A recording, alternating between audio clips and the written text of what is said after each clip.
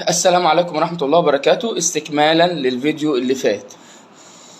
الفيديو اللي فات اتكلمنا وقلنا ان مش كل الاطفال بتحتاج تدريبات اعضاء النطق والكلام. مش كل الاطفال هتحتاج الاورال موتور.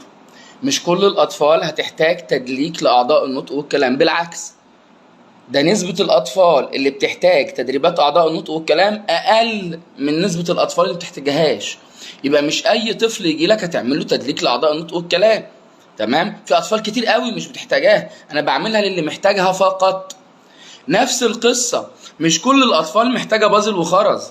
مش اي طفل يعدي من قدام المركز تقعده بازل وخرز وكونكت فور ويمسك المشبك مش كله. طفل جاي لك تخاطب تديله بازل وخرز ومكعبات، لا والبازل متدرج الصعوبة والبازل مش غلط. اولا البازل والخرز والكونكت فور دول مش تنمية مهارات، دول جزء من تنمية المهارات.